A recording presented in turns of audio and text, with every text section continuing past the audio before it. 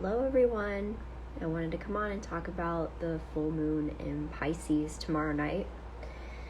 So I'm getting some interesting messages, and it sort of started with the Sabian Symbols. I'm back to my Sabian Symbols again. So the moon in Pisces, the symbol is a girl blowing a bugle to herald our knowledge, proclaiming it. And then the sun, which is opposite the moon, is at 8 degrees. Well, we round up with the Sabian Symbols, so 8 degrees Virgo. First, dancing instruction, receiving instruction towards mastery. And what's interesting is that Saturn was calling me because I looked at the chart and he's at 3 degrees and 33 minutes. So 333, very divine number. So I had to look up his symbol as well. And it's heavy car traffic on a narrow isthmus, and to find our way to negotiate when overcrowding brings limitation. So I felt like these symbols combined, what I drew out of them was that this moon is really calling us to invite divine assistance into our lives.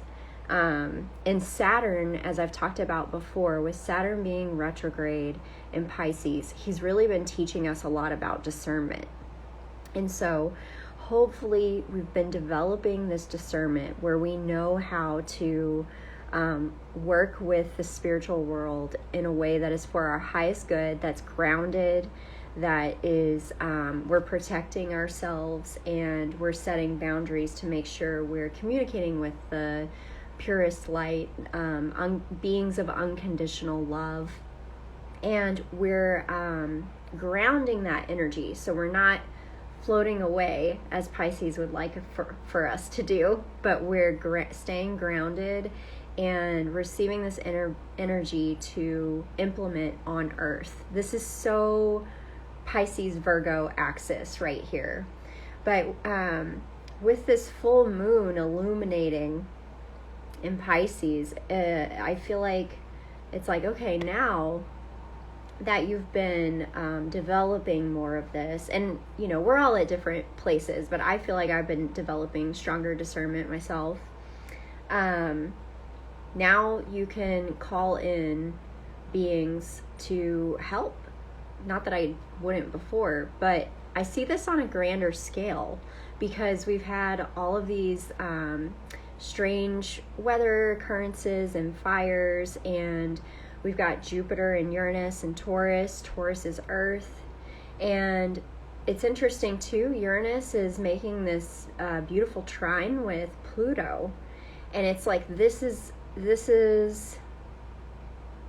it's devastating and it's difficult, but it's necessary. Uranus wants to wake us up. And so he's coming in, he's shaking things up on Earth, and this is exaggerated by Jupiter. So it's all for us to learn from. And with all of these, we've got 7 planets retrograde right now.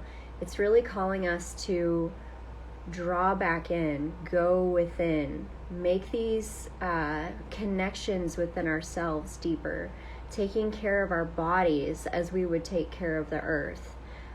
Taking care of the earth as we would take care of our bodies. And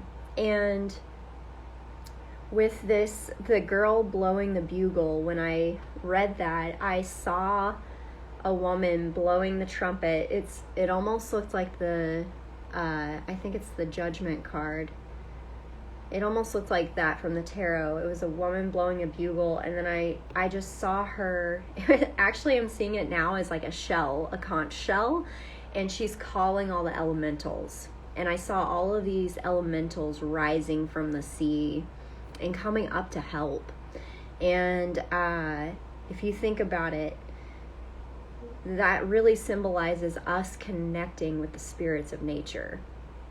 And calling on them and thanking them for what they do, and asking them to help us transmute the man-made, what would I call it? transmute what is man-made and what is not natural in our environment to help us do that. And a part of this is a practical practice on our own of what we're consuming, what we're buying, and things like that. But there's an extra spiritual dimension to it all right now, I feel, and it feels like a really high time for magic that we can apply for the highest good of all. Whew! It's powerful. So, yeah, that's what was coming up for me. I'll tell you a little bit too what I've been up to and what I've been feeling. I felt a lot more internal lately, but I've been spending a lot of time in nature, and I've been going out and looking at the stars at night, and I've just felt so good. I've just felt so much more energy, and it's interesting, I've felt more internal, but I've had more energy to do the things I need to get done in my life. And just not even that, it's like I've just felt energized, like I feel good about it, where some days I feel like I have to make myself do something, I'm not excited about it, right? So I felt this rejuvenation and excitement through connecting to nature and connecting to the stars, the above and the below. So there's that. Also with Mercury retrograde, I really don't buy into the doomsday plots of Mercury retrograde, and I have to say I don't know the last time I've experienced so many redirections from a Mercury retrograde as I have with this one already. And it's been really interesting, but what's awesome is just knowing that is something that will come up. I don't get frustrated by it. I just pivot. I just flow with it, and I trust that whatever's happening, whatever's getting mixed up is for my highest good. And we're humans are creatures of habit. So I think it's good for these planets to come in sometimes and sort of turn us around. It's like another perspective, giving us another perspective, breaking up our routine a little bit, which how funny is it that that's happening this Virgo season? Virgo is the sign of routines. Yeah, but it's breaking it up a little bit. And something that is kind of interesting I'm noticing is that, like, one of my redirections was I was going to go on an adventure. I was going to go out to the ocean and camp, and we weren't able to go. We were going to go in my in-laws' RV, and it had an issue and we couldn't go. So I ended up sort of staying local and going on a different adventure. So it's kind of interesting. It felt like, again, I was drawn back in with all this retrograde energy. Like, it's not a time to be, like, out there. And, and some other things came up, that it ended up being, I guess, important for us to be home. So it worked out, So that's how I look at the Mercury retrograde and this retrograde energy in general right now. If you think about 7, we have 7 chakras. It's a very divine number. Feels like a time to really realign. Focus back in, realign after all this sort of outward energy of the summertime. And I'm going to pull some cards. I want to ask what Netaru are here to assist us at this Pisces full moon. Let's see who comes out. Kansu, Hermitage. Interesting. Virgo is also the Hermit. Interesting how it looks like they're in the underworld. 20. Let's see what this one says. I'm not familiar with Kansu.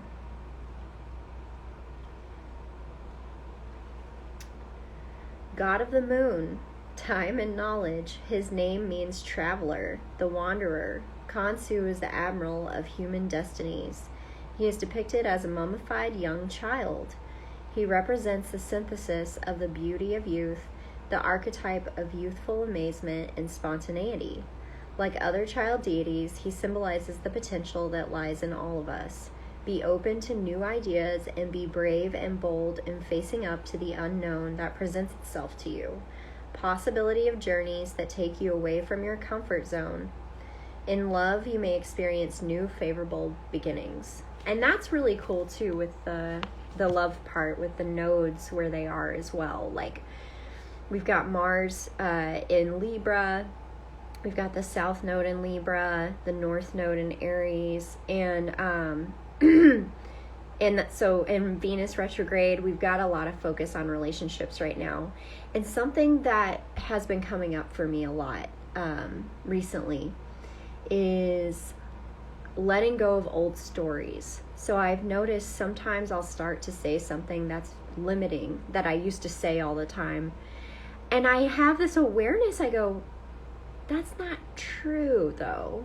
That's actually not true anymore. I don't do that anymore. That's not a pattern anymore. And then, so I've released some part of me that's been in struggle for a long time. And it feels really good. Like, I celebrate those moments. So it feels like, again, with Pisces, this Pisces moon energy, can we allow ourselves to surrender? Can we let go of struggle? Let go of these narratives that these retrograde planets are going to limit us, and let go of the idea that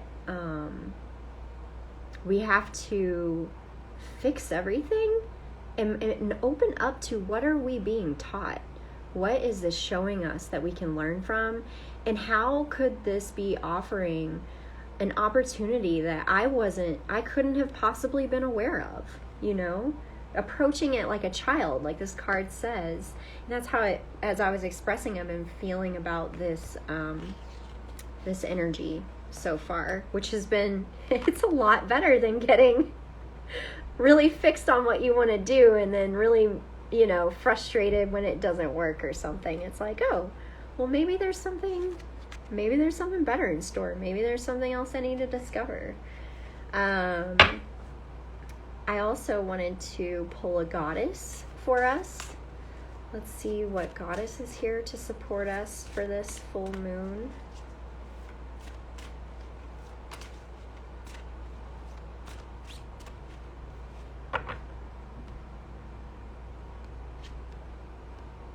Ooh, I love her. I don't think I've ever pulled her.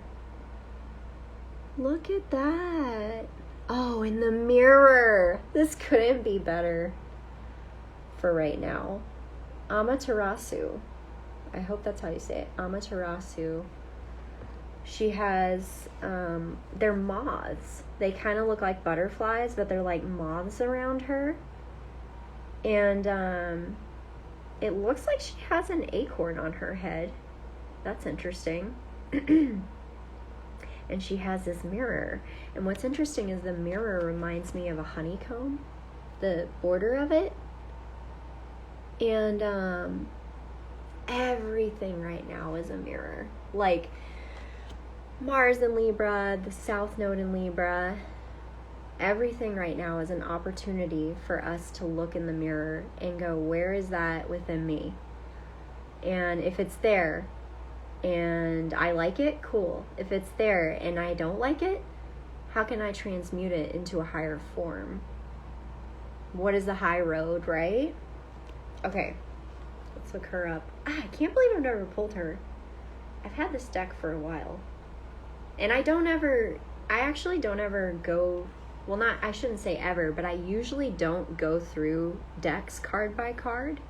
I usually just allow them to work with me and allow the cards to be revealed as I need them. So anyway, very interesting. She's all about beauty. Let me share with you the secret of the mirror. Let me share what is known only to the sun goddess. It is a secret so powerful, it will free you from darkness. A secret so delightful, it lets warmth dance in your heart. A secret so illuminating, it allows you to know yourself. A secret so simple, all you need to do is open your eyes. The secret is in the light of the sun. in the eyes of a mirror. You are beauty. Oh, I love that. Amaterasu. That's how you say her name. Amaterasu. Omikami is the Shinto sun goddess of Japan. When insulted by her crude brother, Susanoo, the storm god, oh, interesting, she withdrew into a cave and refused to come out. Distressed by the withdrawal of the sun, Azume, the shaman goddess, did a comical body dance to entertain the gods and goddesses and to provoke Amaterasu's curiosity. When Amaterasu opened her door to peek, she was dazzled by her own beauty, reflected to her in a mirror the gods and goddesses had installed, and came out. She's here to tell you to bask in the radiance of your own beauty. Do you know your unique beauty, or do you feel you can't be beautiful because you don't like a model or movie star? You don't look like a model or movie star. Are you in your crone years and feel that age is ugly? Perhaps you're afraid to express your beauty, afraid that you will attract unwanted energies. Amaterasu says that all women possess the light of the feminine, and that light is beauty. She advises you to let go of your preconceptions about what beauty is and allow your beauty to be. Wholeness is nurtured when we celebrate all our aspects, and being female means that we are beautiful. I love that. This really speaks a lot to shadow work as well, where we see parts of ourselves and we learn how to accept them and to let them in, to give them a seat at the table. I guess I see this even deeper than appearance, right? And that's what this card is saying as well, that it's about inner beauty. And it feels like, again, that again with the Hermetic principles, I feel like I'm saying them all the time, but they are important. It's like it's like as within, so without, of course. So if we can do the inner work and come to terms with whatever it is that inner battle is trying to, fight out within us, then we do have this inner radiance, and it feels like that reflects out in our outer appearance as well, right? And then it's easier to accept the outer appearance as well, right? When you've accepted your inner world a little more. Oh, I love that card. That was beautiful. And you know what else comes up with this is seeing the beauty in other people, really seeing the best in other people, and honing in on that more than we hone in on their faults or whatever it is. Because the faults that come up, or I don't know if I should call them faults, but the things that we don't like, a lot of times are just our shadow trying to speak to us. And it's amazing when you like start getting curious with those things that come up, and you look at where is that within me, and you find it. It's amazing the feeling when you can transmute that and bring awareness to what it is that you're resisting within yourself. Oh, wow. I pulled a card from my Magdalene Rose Oracle because we're in this like Virgo priestess energy. Black Rose. Wow. This card feels powerful. 36. And that angel feels like a statue kind of to me. Ooh. Giving me the feels. I'm kind of feeling into again that message I said earlier about looking at the dark times, or the things we don't like as opportunities, and we're still so held by the divine, by the Great Mother. We just have to stay open. Okay. Death Maiden, Black Rose. I am the lineage seal of the Black Rose. I am the ancient seal of the Magdalenas who walked as miraphors, grief walkers, death maidens, and gate guardians to the realms of death. I call forth the lineages of Inanna, Bridget, Hecate, Caradwen, Demeter, Persephone, Medusa, Maat, the Cailleach, Nephthys, Neith, Hel, and Morrigan. Throughout all time, I have walked as she who stands at the crossroads, guiding those who are ready to enter between the veils. I have always been here to assist those who remember that there is life inside death, and that death signals a new beginning. I am the connection to all those who have embraced their fears, who have walked life gracefully, even during the most challenging moments. I am the Magdalene in utter reverence for your soul's journey. Woo, this one makes me a little emotional, to be honest. All right, so she says, you're being called back to the lineages of the Magdalene who consistently engaged with transition. They carry a frequency code which activates an inner trust that all is not as it appears. This lineage walks beside you so you can reclaim the natural cycle of life and death expressed within you over and over each day. It's time to return to this wisdom. It will empower you to make clear choices about what's most important and precious to you and what's worthy of your time and energy. You're ready now to receive these lineage codes. This is the mystery school of grief walkers. This is imprinted as a seal in your body. You're carrying the remembrance that throughout life you must let go of whatever is dying within you so that something new can be resurrected, something greater than you could imagine possible. To live life fully, you must accept that death is a part of life. Let this wisdom seep within your bones. Integrating this will help you live with more vibrancy and consciousness. Accepting this wisdom will create more ease and grace, supporting you to become adept at letting go of what you're attached to and have outgrown. Consider this.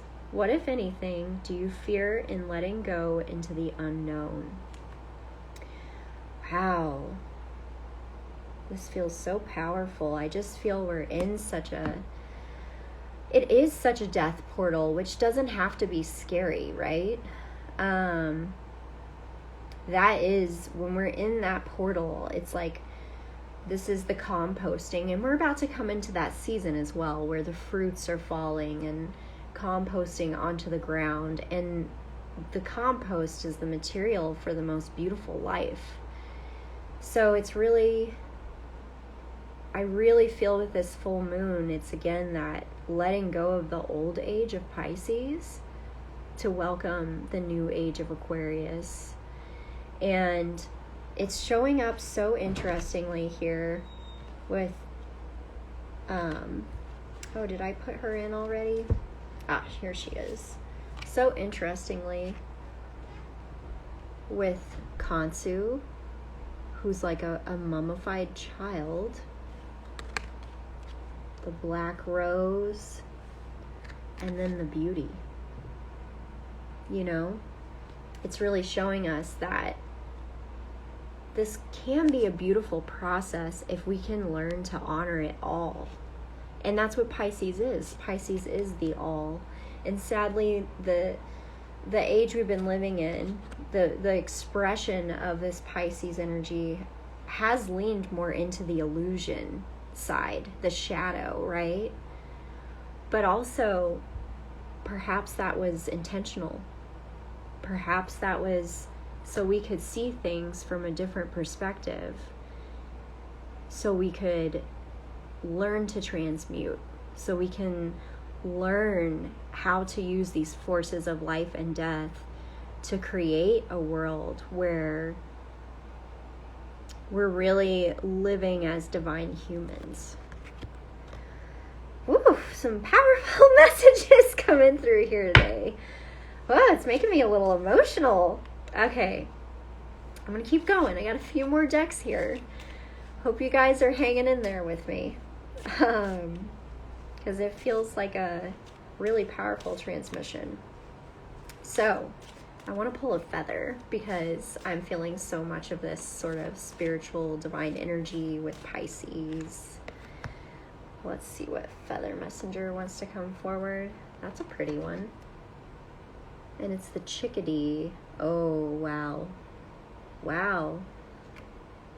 The time is right to release old patterns and energies. You are ready to embrace change. And the chickadee has that black cap on its head where it's got this awareness of the darkness, right?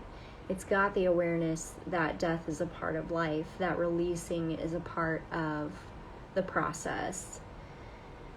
And I'm hearing Venus now too, like we're embarking on this new Venus journey as well, where she's about to be releasing at these Venus gates, releasing what's no longer serving her. So I really like Tammy Brunk, who came on the podcast. She was saying she's lightening, and I really like how she used that language, because what if we thought of it that way? I think that grief is completely valid, and we need to work through that. But what if we didn't look at every kind of release as something sad? You know, what if we could rejoice in the release? It's just a different kind of way to think about it. Like how I was saying, Pisces has kind of been the illusion of everything. Perhaps our illusion has been that death is it, that there's nothing else coming. And that's why we grieve so hard, because we don't understand that everything's just recycling. Energy it doesn't go anywhere. It gets recycled somehow. And of course, like as in this human existence, it is hard. But it feels like we're being asked to step up a level, to step up our perspective, to look at things from a higher perspective at times that will help us get through these harder times of change and release. I know that's what's helped me a lot in the things I've gone through is to gain that higher perspective. It helps me deal with it as a human. Just to know that other world a little bit. Then I wanted to pull a tree angel. Black poplar. Wow, look at that. Oh, I hope you guys can see him okay. He looks like he's just so happy to release. Is he coming or going? It kind of looks like he's receiving the sun from here, which is very reflective of the full moon. Let's see what he says. Card 16. Oh, I opened right to him. The wind blows away the past. Messages come from afar. The circles you tread reach far beyond your knowing, and in your own life you will find an echo of far-off deeds. Look beyond your horizons. Wow. Thank you, Black Poplar. That's just really confirming what was coming through there. Look beyond the horizons. We're being asked to look. It's really interesting if you think about how we're moving from a Piscean age to the Aquarian, and the Aquarian is all about the future. We're being asked to look towards the future. And we've been resolving so much from our past. It's still being resolved. It's still going through a death portal to be transmuted. It will take time. But can we look past? Can we look ahead, not past? Can we look ahead and plan for what it is we could create from everything that we could create from the rubble? All right, one more card. I had to pull one from my Hidden Worlds deck because it's so ethereal. It feels very Piscean.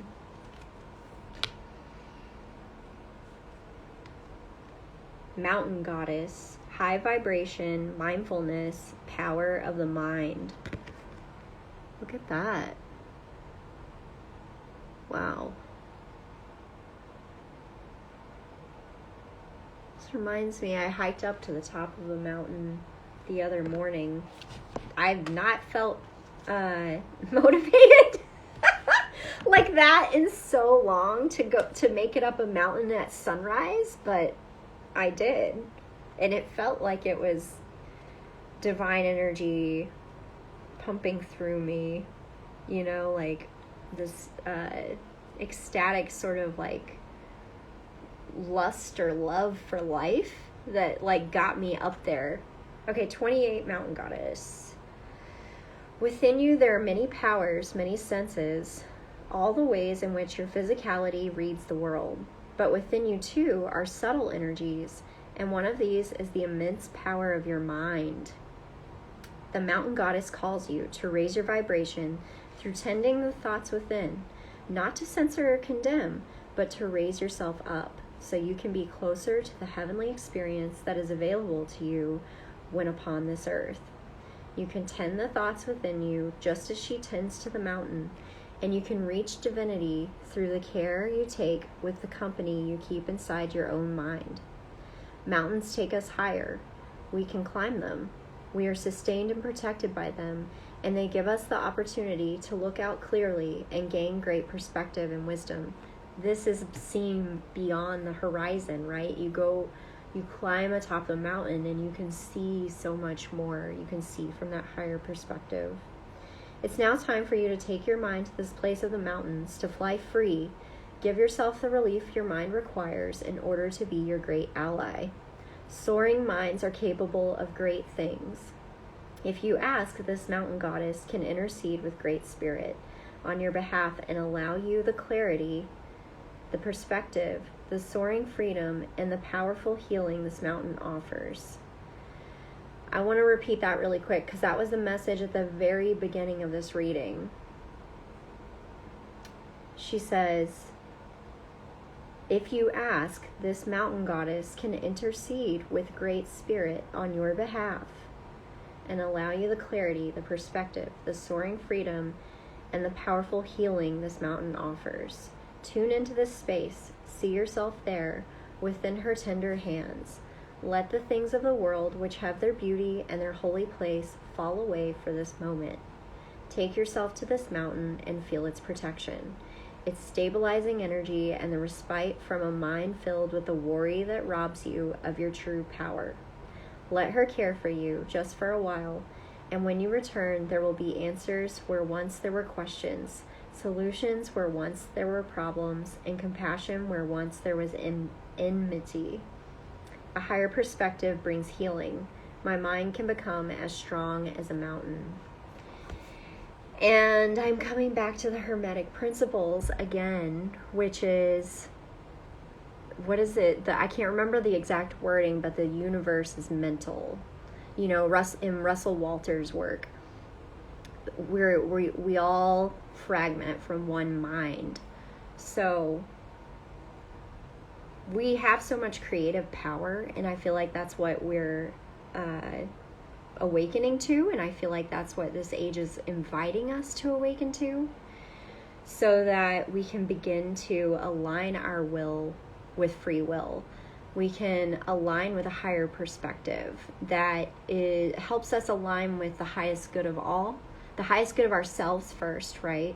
Which then does reflect often to the highest good of all.